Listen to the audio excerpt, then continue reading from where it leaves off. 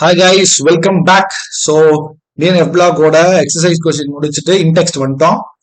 So இதில் இன்டெக்ஸ்டோட first and second question நீங்கள் பார்க்க போகிறோம். Silver atoms have completely filled d orbitals in its ground state. How can you say it's a transition element? அதாவது நீங்கள் periodic table பார்த்துருப்பீங்கன்னா தெரியும். இங்கே சில்வர் ஏஜி அது வந்து டி ஃபில் ஆயிடுச்சு. ஆனால் அப்புறம் ஏன் அது வந்து டிரான்சிஷன் மட்டும் சொல்கிறோம் அப்படின்னா டி ஃபில் ஆயிருக்கு. பட் ஆனால் அது ஈஸியா அயனைசேஷன் ஆயிரும். என்ன சொல்றாங்க பாருங்க, silver has completely fill d orbitals, அதாவது 4d10 5s1 இருக்கு. அதனால கிரவுண்ட் ஸ்டேட்ல இந்த சில்வர், அதனால it easily displace to oxidation, one வந்து +1, விச் மீன்ஸ் இந்த எஸ் எலக்ட்ரான் மட்டும் தூக்கும். இது வந்து இது வந்து 2 எலக்ட்ரான் டி ஆர்பிட்டால் வந்து எடுக்க முடியும். ஸோ அது வந்து ஈஸியா எடுக்க முடியும்ன்றதுனால அப்படி எடுத்துட்டீங்கன்னா இட் பிகம் 4d9 மட்டும் தான்.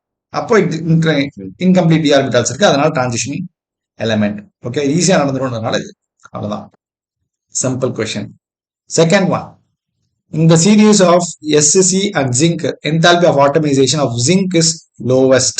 எதனால? ஏன் சார் ஜிங்கோட ஆட்டமைசேஷன் லோவஸ்ட்னா, எப்போ ஆட்டமைசேஷன் இது ஆட்டம்ஸா மாத்துறதுக்கு எனர்ஜி கொடுத்து உடைச்சு ஆட்டம்ஸா மாத்துறது, அந்த மாதிரி இது ஜிங்க்கு கம்மி value.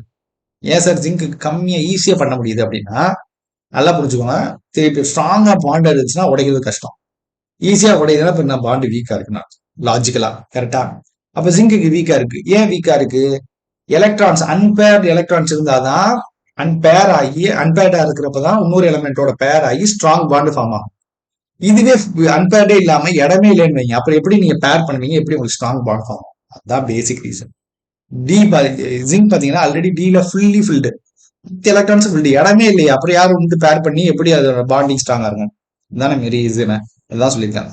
Enthalpy of atomization of zinc is lowest because of the formation of metallic bonds. No electrons of 3d orbitals are involved.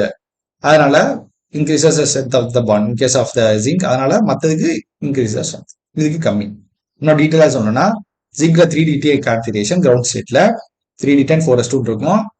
Transition மட்டும்னாலே partially ஃபில்டா தான் இருக்கணும். எதுனால? Allow for stronger metallic bonding. எதனால? Availability of unpaired electron overlap ஆகும். However ஃபில்லா இருக்கனால no unpaired electrons.